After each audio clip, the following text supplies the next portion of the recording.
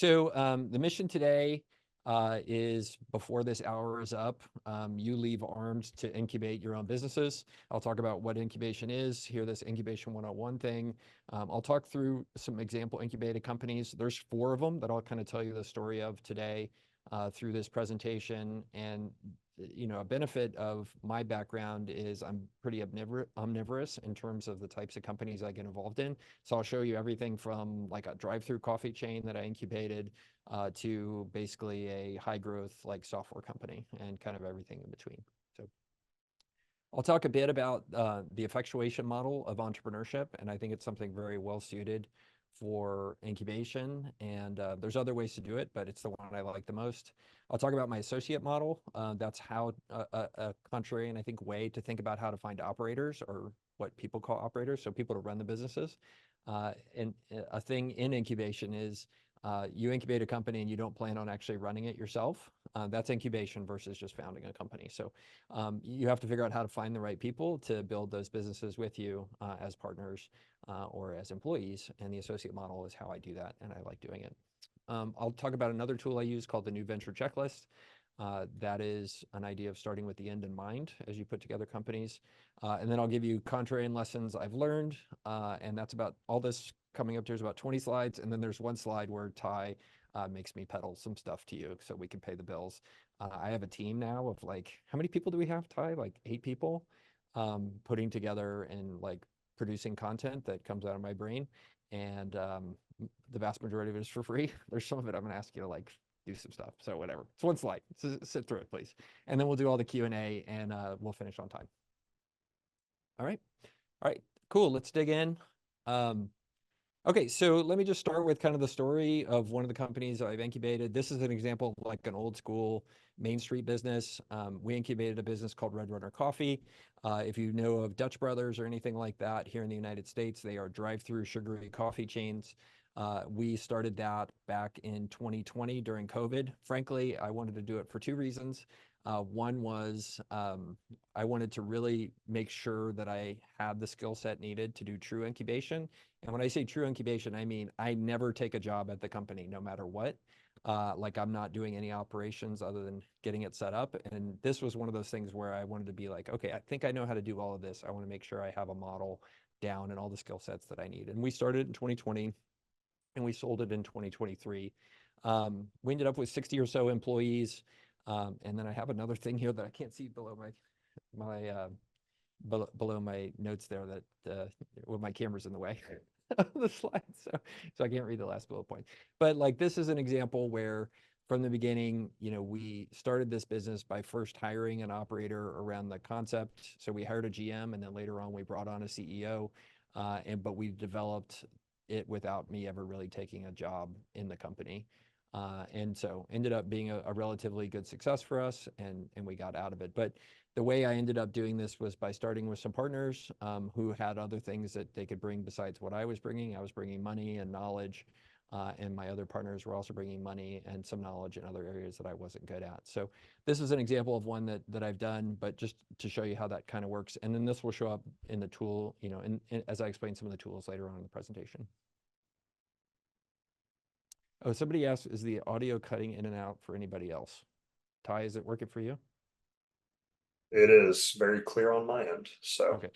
sure. Anonymous attendee, it is not cutting out for anybody else. Okay, so let's talk a bit about incubation. What is it? Look, it's a flavor of entrepreneurship and investing. And I would say it kind of meets at the middle of those 2 things, right? Entrepreneurship is where you start a company and you potentially run it.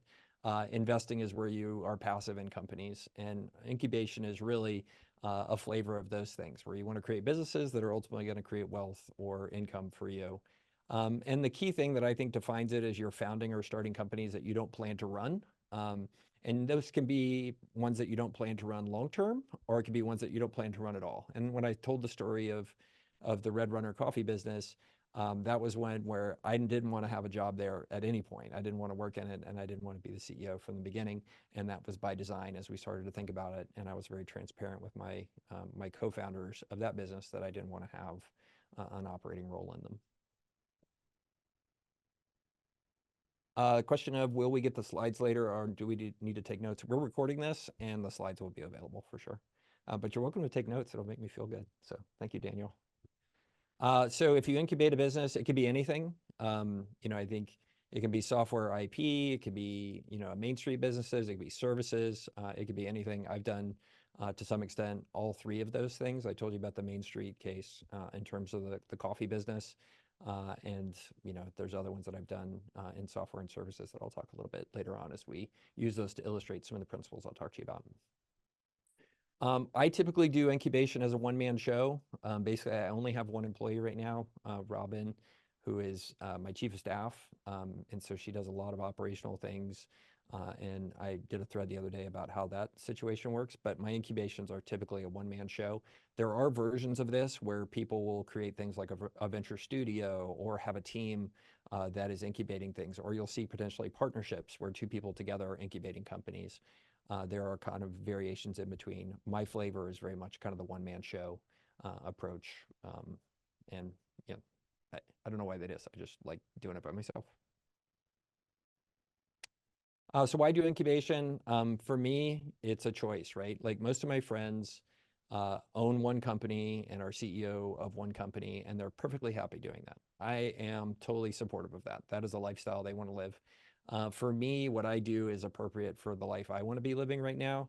I have a ton of fun incubating companies. If somebody said, Michael, you can only do one thing for the rest of your career, what would you do? I would just incubate companies. That's the whole thing. Like I would just do that. It feels like a creative exercise to me. It feels inspiring, and I just have fun doing it. And it works for my style. I'm relatively good at delegating, and also I don't feel the need to control like a lot of other folks do, and especially some of my friends who look at what I do incubating companies and they're like, how do you be okay with letting somebody else have your control of your baby, right? And how do you let the CEO? And I don't have the problems with it that other people do.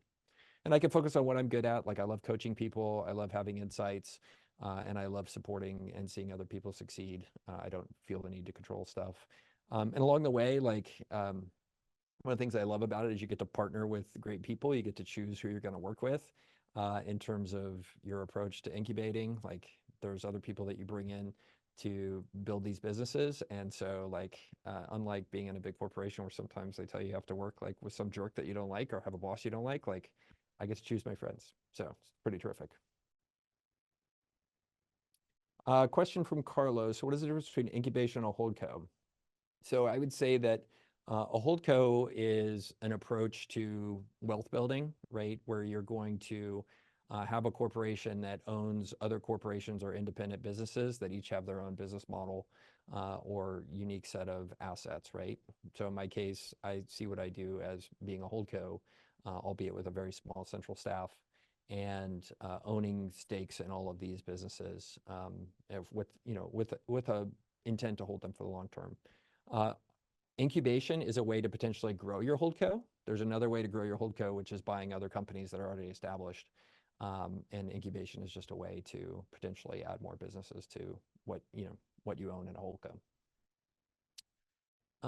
Cool. All right. Good question. And look, it can be, if you do incubation in a certain way, it can be a cash light way to build businesses. And there's multiple ways to kind of get there. One can be build businesses that get to profitability quickly. I'll tell you about an example of some businesses I've incubated that are like that, where the upfront investment by me is relatively small, 6 figures or less. Then there's ways to build it where other people's money is involved, and those are for sure ways that can be cash light as well. Yeah, what is the range of initial, Amir asked a question, what is the range of initial capital investment for the different businesses that you have incubated? Look, it can be the range of incubation that anybody does can be anywhere from $1 to multiple millions. Typically, my opinion, and I'll talk a little bit more about it later, is most businesses are healthier when they get started and they're capital constrained. You actually don't want to have too much capital, so I try to start stuff with a bare minimum of capital. But that tends to be kind of low 6 figures for me of where my incubation level of investment is. So, those are the kind of numbers where I tend to be these days.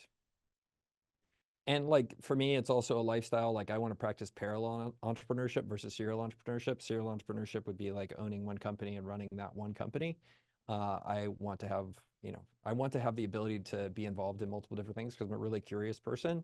And it's fun to me to be able to context switch between all these different things. And in my case, everything from, fireworks to a software company to a coffee business to a staffing business and everything kind of in between. So.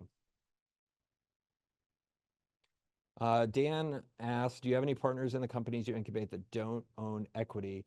Rather, a profit sharing or bonus structure is in place. So by definition, I would consider somebody a partner, quote unquote, as somebody that owns equity in the business, meaning they have stock and shares, and their ownership is kind of aligned with mine, right, in terms of us being partners in the whole thing. I would consider anybody that just basically has like a different kind of incentive structure that goes away potentially when they leave the business as somebody that is more of an employee. And that's, it may be just a semantic thing, but I tend to want to create things where my interests are aligned with other people. And the best way to do that is we all kind of get treated as, peer owners and co-owners of the company. Hey, Michael, real quick, just for sake of time, we're gonna have a Q&A session at the end and we're gonna block that off. I just want to make sure we're able to get through the chunk of the presentation as well. So I'll flag things, but keep throwing in your questions, but we've got a section dedicated Okay. at the end. Yeah, I think the 2 questions that are up there now, we can save them for later. So Awesome. Okay. So look, just want to give another example of an incubated company. So this was the first this was one of the first companies I did called ScalePath. It's an online community for small business CEOs. We launched it 16, 17 months ago. And this was one of the first ones I did where I used my associate model. And I'll talk about that. And that is part of the way where I think you solve the hardest thing in incubation, which is everybody thinks the hardest thing in incubation is to find the right idea. The actual hardest thing in incubation is to find the right person to be the leader and build the business alongside you. So, we incubated this business, and it was really one of the other first ones that I did using the new venture checklist that I'll show you a bit later, where I define kind of what I want new incubations to look like. And use that as kind of having the end in mind, like, okay, I'm going to only work on ideas like this. And this was also one where we used the effectuation model that I'll talk to you about here in a second. So this was great because it was profitable in month 2. Like, so kind of an example of what I talked about. These can be cash light, and my investment in this business is low 6 figures. Okay, so just to continue on a little bit, I just want to be totally upfront. There are multiple ways to incubate companies, and besides just listening to my way of doing it, I would encourage you to go out and study the other way that people do them. So sorry, this slide's a little bit dark, but there's everything from, Kevin Rose's Alley Corp, located in New York and Boston, to Bill Gross's like old school Idea Lab. These are a lot of the other examples of how people generate ideas out there or generate incubating companies out there. And I would encourage you not only to look at my pretty hardcore and opinionated way of doing it, but also study the way other people are doing it, because there's multiple ways really to skin the cat here in terms of how to approach it. And this is just the scratching, the tip of the iceberg in terms of the amount of ways that people are out there doing these types of different things. And again, mine is just an opinionated way that works for me. But these are 2 that have been very successful. Alley Corp and Idea Lab are pretty famous. Okay, so this is the process I use and the principles behind it. So I use a process called effectuation. So effectuation is something I've written a lot about online. It's basically a difference between, if you've heard of lean startup and kind of the classical waterfall model that VCs and big, Silicon Valley startups use. This is a process in the middle that I use to incubate companies. And I didn't make up the name. It actually comes from a professor whose name I butcher every time I try to pronounce it, out of UVA. So mad credit to her, mad non-credit to me for not being able to pronounce her name. So I won't won't brutalize it here, but credit to them. I didn't invent this.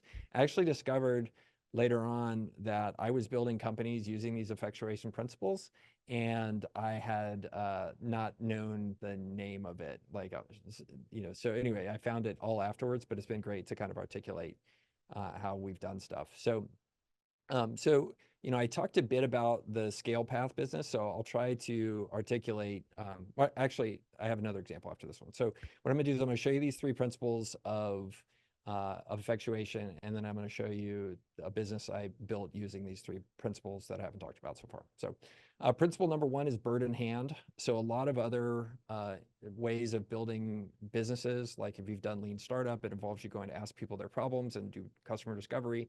The waterfall model has you coming up with a vision of what you want the future to be, like, hey, we're going to build these instantly available universal taxis that are on everybody's phone. In other words, Uber, we're going to build towards that vision. There's this other thing where you start in the middle with, first, what can you do? And what are your strengths? And so this bird in the hand principle is, when I incubate companies, I start to think about what are my unfair advantages and what do I have as resources that other people don't, and how can I leverage those? And those are things like who I am, what I'm good at.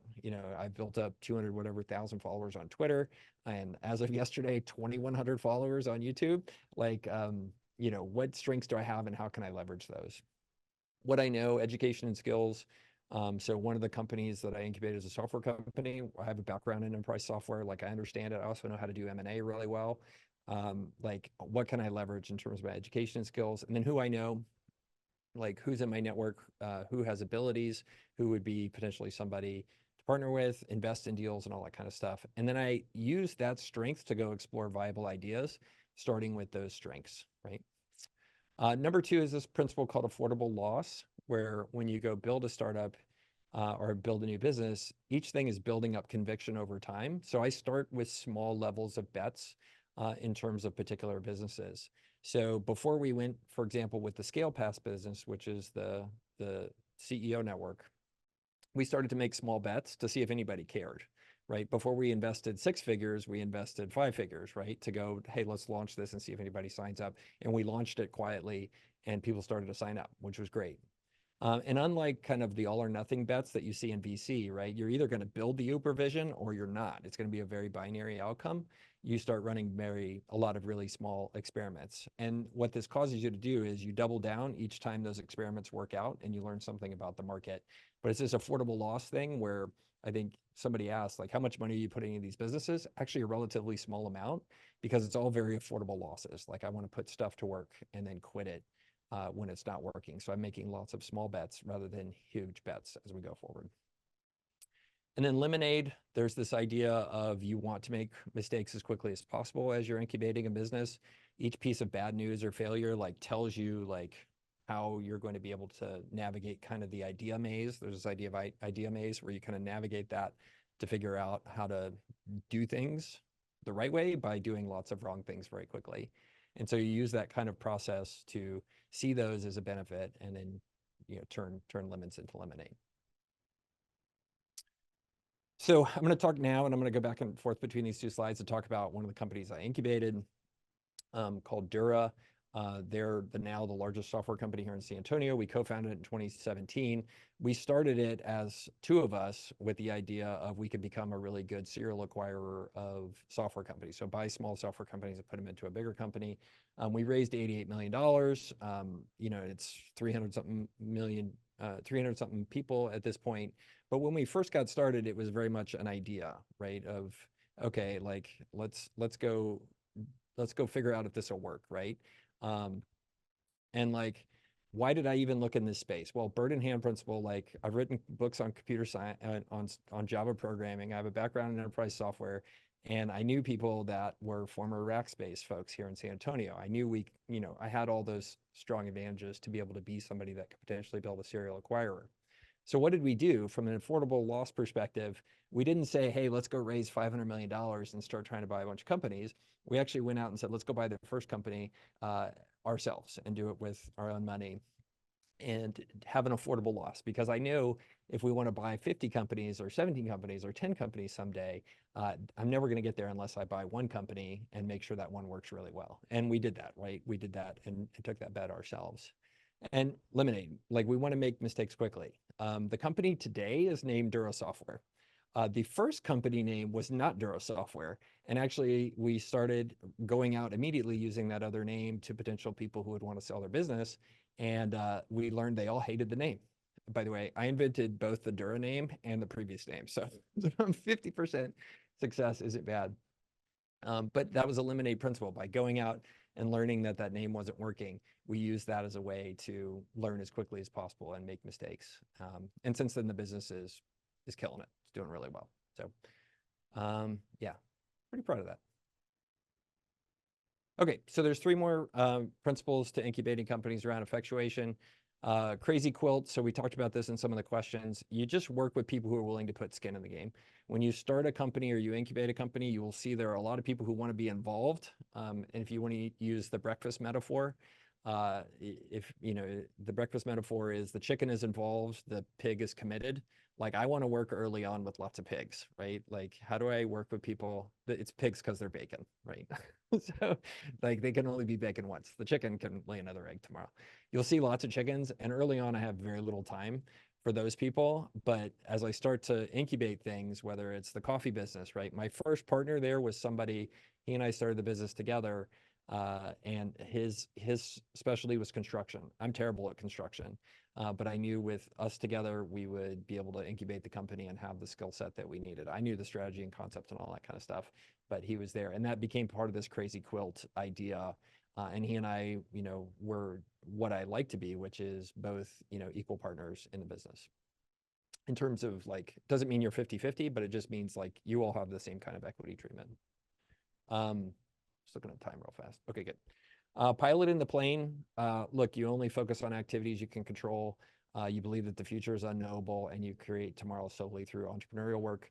You know, it's the opposite of this idea that shows up in things like, you know, the Uber example that I gave you around VC. You don't start with a vision. You start with controlling what you can. And like in the Dura example, like I knew I could control, can we do one deal or not? And I just focused on that and made it happen.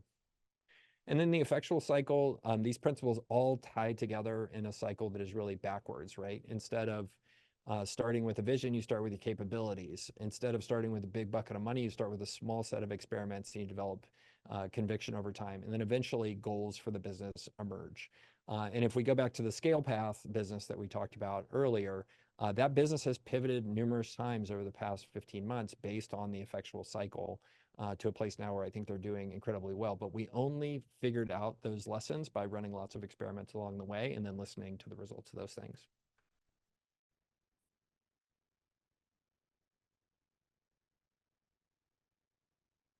All right, so this, I think I've talked about three. I have four examples of companies I've incubated. This is the fourth one. This is a company called Near. It's a nearshore staffing company.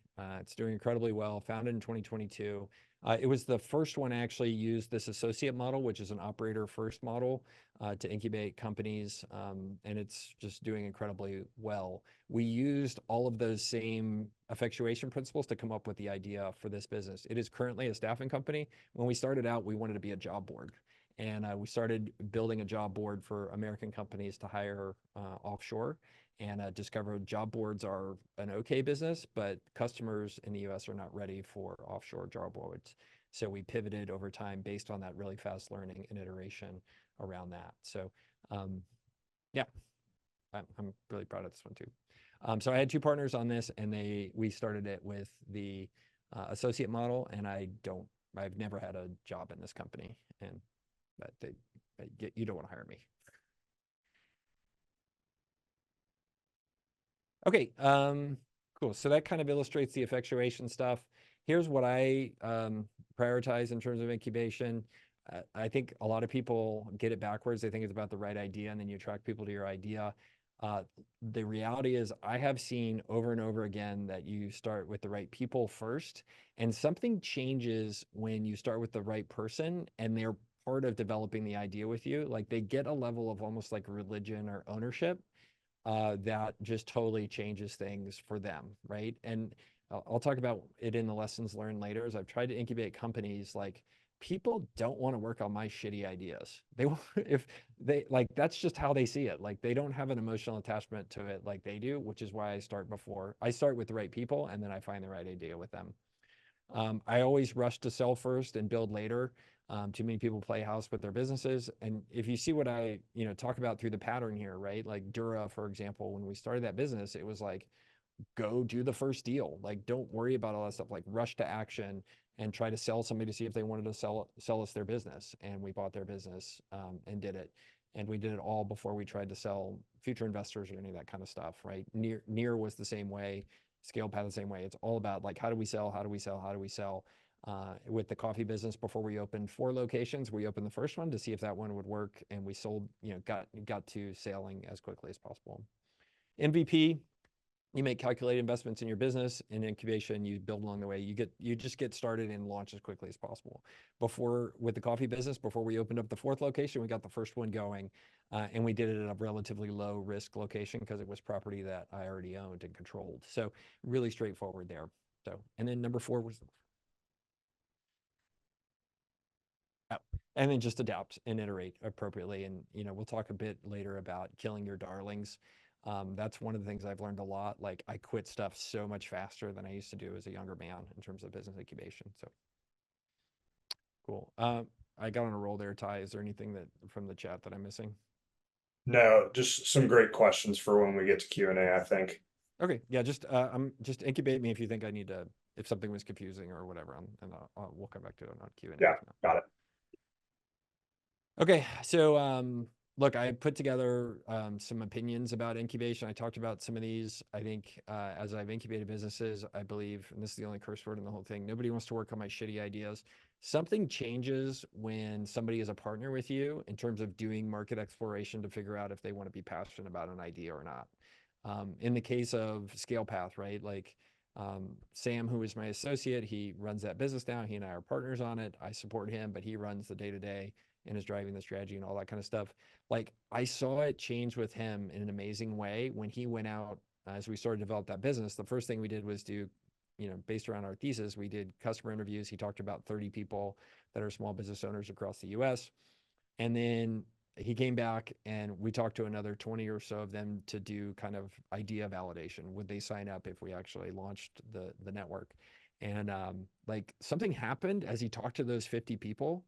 Like, he just, like, it internalized in him that he saw the vision, and he had like a personal level of emotional ownership of it. Like, if you leave with any one thing today, like, you have an idea and trying to find somebody else to work on it, like, it doesn't work, right? Like, they don't have that level of emotional attachment to it that I think we all want that in a co-founder or somebody that's going to be, part of putting something together. So anyway, nobody wants to work on my shitty ideas, but so that's number 1. Number 2, hired inflection points. I'm going to talk a little bit about my associate model and how I start with operators through that process. But I think a lot of times I see people make mistakes in incubation where they're trying to bring in somebody that's like a big company gray hair and expect them to be there at the very startup of a new thing. Or they hire somebody who is, 35 and has 3 kids and a mortgage, and you expect them to be able to take some risk alongside you. Like, that's just not going to happen, right? So you have to find those right inflection points in people's career where they're ready to make those transitions. And realistically, I mean, just another data point, there's a ton of people out there who say that they want to be entrepreneurs and startup folks, and they say it, but they'll never do it, right? They just don't. It's this disconnect in terms of their actions. So you just have to watch out for those kind of people. I'll talk about the associate model, but this next thing is you find win-win partners that are entrepreneurs within. There are a lot of people out there that have grown up with parents that were in the military or were working jobs or whatever that have never been exposed to entrepreneurship. Like, I learned a lot about entrepreneurship because my parents were entrepreneurs and my grandparents were entrepreneurs. Like that was ingrained in me, like from like age 7. Like, we would go on vacation and my dad would like be breaking down like how the restaurant makes money for us, like that. But there's people that don't have that kind of benefit of being exposed to it, but they want to. And to me, that's something I really focus on in incubation, is how do I find people that are wired to do entrepreneurship but maybe haven't been given the opportunity yet. Look, I think most people get it backwards in terms of how they incubate companies. They start with a market and then maybe an idea and go from there. Like, I do it the opposite. Like, how do I put together the right superstar team? How do I find a growing, attractive market? And then how do I find a good idea around that? And if you look at the near business, which is the nearshoring business that we have, like, right team, like, we have one co-founder who is from Argentina and speaks fluent Spanish. We have another co-founder that is from Florida. He speaks fluent Spanish. He's an American. And we got me, who's learning Spanish. But like, we started from that. Then we saw there was this massive offshoring trend. How do we build an idea around that? And our first idea sucked, but the market was still good. And then we moved on to a new idea. And that's this idea here in the middle of starting with trends. I look at first order trends of, okay, like, labor is really tight in America, and that's not changing because of demographics. Like, what is happening because of that? Well, American companies don't know, need to hire someplace, so they're going to start looking globally, and COVID accelerated that. Like, how do we ride one of those trends? And that's what Near really did. Make geography an asset. This is a mistake I made early in my career. I would try to start Silicon Valley style type businesses in San Antonio. Doesn't work, right? Like I need to start businesses that are going to work really well in San Antonio. And Dura is an example of that. Like, this is a place where we have a lot of Rackspace talent. We have a low cost geography here that is really capable, and we're close to Mexico, right? So all that put together makes the Dura idea of an aggregator that wouldn't work very well in Silicon Valley, makes San Antonio a perfect place for it. And that's this other idea of playing to your strengths, right? Like, I incubate businesses around things that I'm really good at. Like we talked about Dura as an example, right? I have a background in enterprise software. I've written businesses, I've written books on programming. Like, I know how to do M&A, and I know how to talk to investors. Like, that whole model can work really well because I play to my strengths of what I'm doing good. I'm not a big fan of doing pure services businesses, or selling just straight up human labor. I'm very scared of kind of those labor arbitrage businesses, and to some extent, Near is that. But like, there's a big value add because there's a level of service on top of that. So I tend to avoid things that are like, hey, we're just going to do Salesforce consulting, right? Like, just those are hard businesses. Incubation, most people will go into it thinking it's going to be 1 or 2 year returns. Our outcome from the coffee business was actually really, really fast, 3 years. If you look at Dura or some of these other businesses, we're in year 7, right? You have to be super patient and think of decades. I do think too much capital is a curse.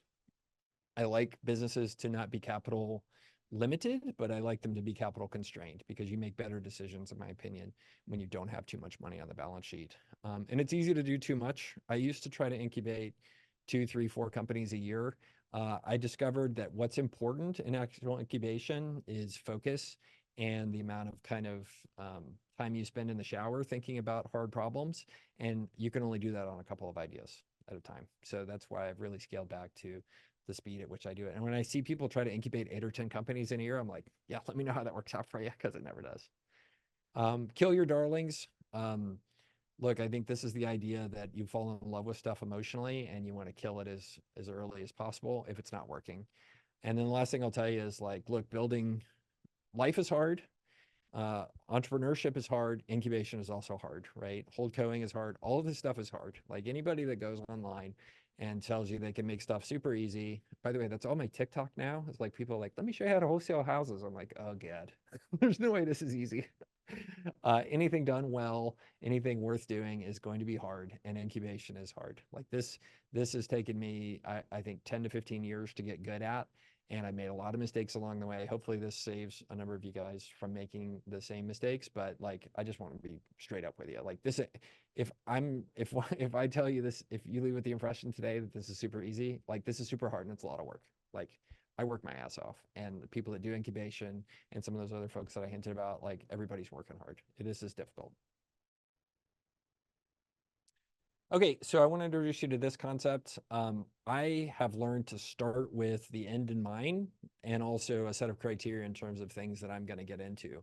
So I have this particular set of checklists that I use, and then how I look at potential ideas or explore them. I'm in a situation where I can say, like, I'm only going to work on these types of ideas in terms of incubation. So I won't read this whole thing, but like, at this stage in my life, I want to work on big ideas. I want to do them, things that I'm proud of. I want to do things that are not going to require me to have a job, and I want to do them in a way that has an appropriate level of risk for me. So there's things in here, for example, on the appropriate level of risk, like, I want it to be independent of another platform that can capture all the value. That is why you haven't seen me, for example, incubate an Amazon FBA business. Like, not, Amazon controls the customer relationship. Like, I don't want to take on that level of risk over time. And you can see that on Twitter with all the Amazon FBA people complaining about their lives because Amazon's killing them. So, but anyway, I think this is a tool for you to think about as you start to incubate companies. Like, define what kind of companies you want to create, and write down that criteria, and then hold yourself to it. And I just say no to anything that doesn't apply to these things.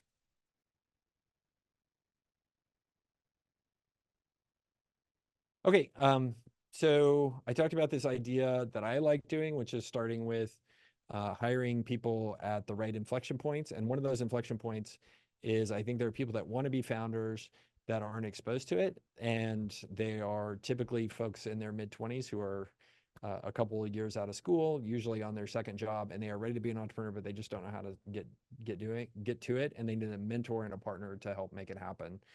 So I typically, and I haven't done it since early 23, just because I've been really busy. I typically, when I incubate a new company, do it through this associate model. I hire people, I pay them a salary, and I make it their job to find their next job, right? And that next job can be, you know, looking for a new business to start, which is most of their goals, or they end up learning some stuff with me through searching for ideas and going through the idea maze of trying to find ideas, and they end up potentially going to take a job in one of my companies or going to do something without me. And I bring them in, I think, in a really good way, which is there's no strings attached. Like I don't say, hey, you have to co-found a company for me, or hey, this is what the equity split's going to look like, because I bring them in and I hire them, and their whole job is to find a business for us to co-found together. And they can go start it without me and just go, like, I could get nothing. But I like it because my job through all of that is to prove to them that I can add a ton of value and that they want me as a partner. And it makes me be a good coach for them as they go through this process of trying to find the right idea. So I tend to pay them a little bit below market salary because I don't want to make it a permanent thing. But yeah, this is a model to start with these kind of folks as operators first, and then use that as a way to found companies. There are other ways to start operator first. For example, finding a senior partner. My co-founder at Dura was somebody, he's about my age. He's a little bit older, actually, in his 50s. Like, he was much farther past this associate model, and he brought more things than just kind of what an associate would use. But there's different ways to do it. But this is one of the ones that I find very creative and very fun, especially because I like working with younger folks. Hey, Michael, there's some specific associate questions that could be good to answer now. Claude asked, like, he knows you know about or you love culture index. What archetype do you look for in associates or partners for an incubated business typically? Yeah. So lots of trial and error around this. The associate, what I've learned, well, anyway, let me start at the beginning. So culture index, predictive index, all these different kind of personality assessments are ones that give you a short circuit way to understand people using kind of the 4-dimensional, 5-dimensional personality models that the psychologists have. And one of those dimensions is typically somebody's level of kind of future-oriented thinking and leadership characteristics. In culture index, it's A. So I look for somebody with high A, and it means that they are just self-driving. They're self-motivated. They're not passive. They will be active and strategic and go through that process. So because of that, like, I want to hire typically people with high A. If you're familiar particularly with culture index, I tend to hire trailblazers or architects. So those are high A, low B, low C. I'm sorry, I didn't hire enterprisers or architects. Those are high A, low B, low C, and either high or low D. So anyway, that was, And if you don't know what culture index is, don't worry about it. one other question just around the associate is somebody asked, how do you incentivize an associate before the vision? You kind of covered that on this slide, but any other detail you want to add there? Yeah, I don't, they don't have any incentive other than a salary. The idea is once we, get them on the cap table, their incentives are aligned with mine or mine and other partners, that they are co-owners of the business, and we all go from there. Sometimes they'll get a bonus plan, but typically they end up thinking like an owner operator. Yeah. And then kind of last question around this, Brian asked, if you were funding it and the co-founder salary, how do you think about size of equity commit to your co-founder? Yeah, I think it really ties back to what the opportunity is and the capital required and how much that is vis-a-vis their salary and what they need to live on. So it really varies. Personally, like, I need to have enough equity in a deal to where I want it to be meaningful to me in terms of an outcome. At the same time, that needs to get balanced out with what the operator or the co-founder wants as well. So obviously I can't end up with 2%, but I shouldn't end up with 92%. And there's usually some place in the middle that we end up. All right, that's it for now. We can go on. Perfect. So it talked about, man, I think did I duplicate these slides? So this is the same set of stuff I just did with the incubating companies. Okay. So So yeah, so this is the one slide about the ask. So 3 asks, and you could do any one of them that you want. We do have a course that we sell. If you want to buy it, that's great. There's information on my website. Come to our number 2, which is how do you get the money to sell a business or buy a business, how to finance a deal. And then if you don't want to do any of those things, just do me a favor and say something nice about this, or don't say anything at all if you hated it. I tried to add some value to you guys. So yeah. All right. All right, so I have full disclosure. I drank some water before this. I really need to go to the bathroom. Can we take a 60-second break and I'll come back for Q&A? Yeah, that's completely fine. All right, I'll be People, back. people that have questions, just go ahead and start throwing them in the chat, and we're going to try to get through as many of them as possible in the next 15 minutes. Matt, I see your question in the follow-up email for this session that's going to have the recording, the slides, links to everything. We will send you a link for the next session. So that'll be on your way coming soon. And that is with Heather Anderson on the 22nd.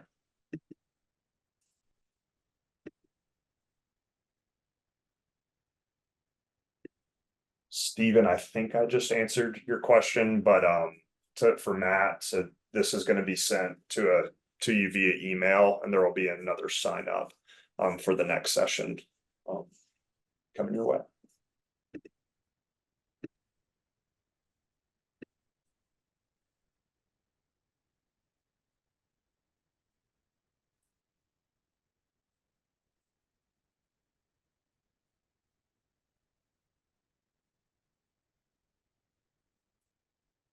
All right, I have returned. Okay, cool. So Michael, I'm just going to throw these your way so you can focus on answering and I'll manage it. The first one's from Todd. He asked it at the beginning. He says, can you incubate being a franchise? Yeah, I think you definitely could incubate being a franchisee if you wanted to. I think there's the kind of basic question of what the franchise system will let you do. I actually have a buddy who is franchising a set of athletic facilities, micro gyms, and he's done basically the same model, right? He started with an operator. He's bringing capital and expertise and board membership, and then the operator is building out the business, and the franchise system was totally fine with that. So yeah, that's totally a possibility of incubating a business along that line if you want to. Great.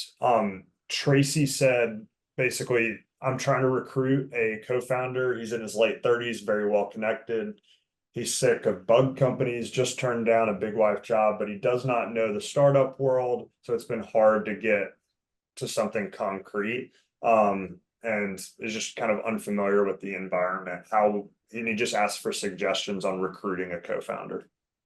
Yeah, look, I think there's a profile of people like that they've been in the corporate world for a while, and kind of 2 things happen. One is they never really get exposed to what small time entrepreneurship and small scale entrepreneurship looks like, and they kind of don't even know what it really is. They conceptually have the idea, but they don't really truly understand it, and that's different than somebody who I think has worked in a small environment, and in the past and kind of understands it, whether that's a startup or they ran their own kind of business. One of my co-founders came from big corporation like that, and I was super worried. Like when I talked to him through our incubation process, and he had spent all these years at big corporations. And remember, when you work at a big corporation, like your chair just kind of like magically appears. Like the chair fairy shows up and it happens, right? And the taxes get magically paid because just the corporations are really big. When you're in a small business, like that's really different. Like you're everything from the financial planning and analysis guy to like sometimes cleaning the bathrooms. And so big company people often just don't understand that, and they don't understand that kind of attitude.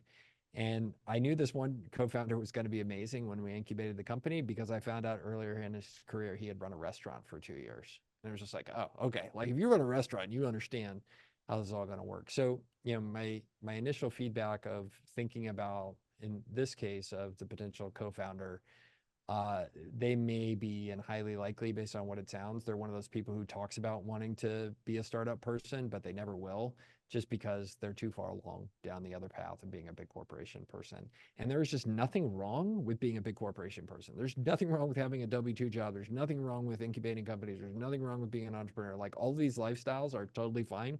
It's just for them to get to choose it. But I do worry that in this particular situation, you're asking your cat to bark, and you might as well move on and try to find somebody who's, closer to the path that you want them to be, rather than, this big company kind of thing. Yeah, so Thaddeus asked a few questions, but we'll pick one. He asked, like, during the, incubation phase, how many ideas do you typically churn through to find the right one? Oh, this is a great question. Okay, so one of the things I didn't talk about, which is I learned the hard way, don't pursue multiple ideas at once. Like what you want to do is if you have one team pursuing they need to go all in on ideas one at a time and kill them as quickly as possible. Because what doesn't work is pursuing like a team, like say you and an associate or you and an operator, like pursuing 3 ideas at once intently, right? Like what you want to do is just like identify ideas worth exploring and then explore deeply one at a time and then kill them very quickly. So Kevin Rose, I think, is one of these as he incubates companies for AliCorp. Like they'll spend a maximum of 60 days. And if they don't have high conviction in 60 days on a particular idea, they like kill it. And they're doing VC style high growth startups. For those of us doing Main Street businesses, or like I did a drive-through coffee thing, like that's not the next Uber. I think you do a level of like inspection of those things, then you move on. My typical average is we will explore deeply 2 to 3 ideas before we find one worth going through. So near Scale Path, they were exactly that way. I think Dura, we pivoted a couple times, so I think you could count that as really the second or third idea as we went through it. Yeah, kind of in the similar vein, an anonymous attendee asked, do you have a framework to kill your darlings? When is too soon to quit? Yeah.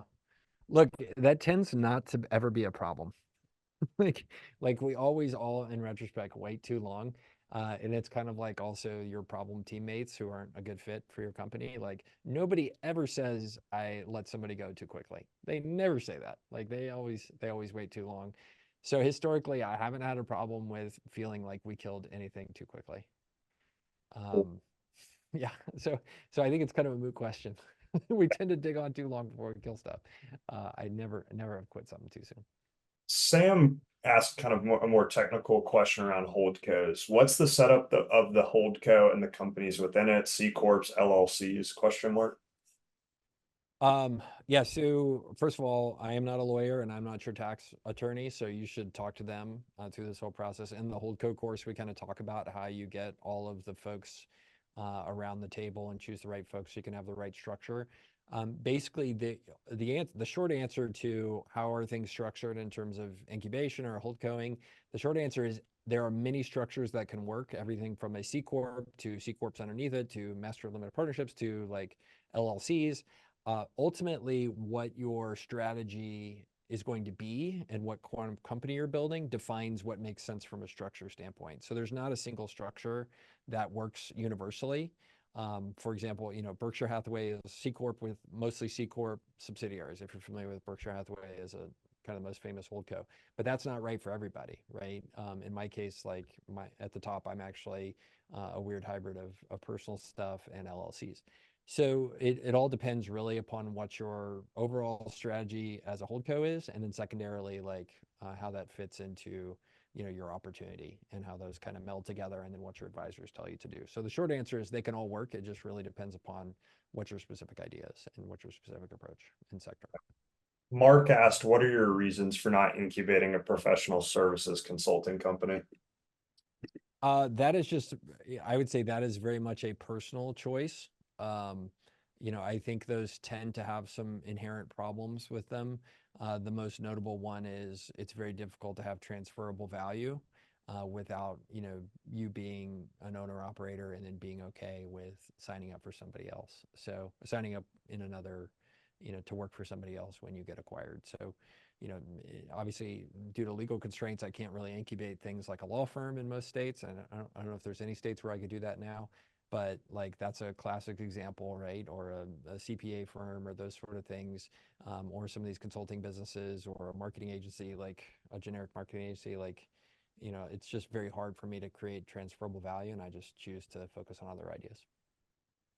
Nick asked, do you have a percentage success rate that you are targeting from doing incubations with associates? Seems like the effectuation model cuts down on absolute failure, but I'm curious if you could talk about that more.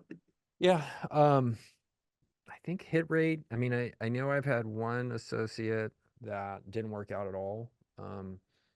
And that frankly was because he didn't match the profile. That's where I learned to hone on this that's where I learned the inflection point thing.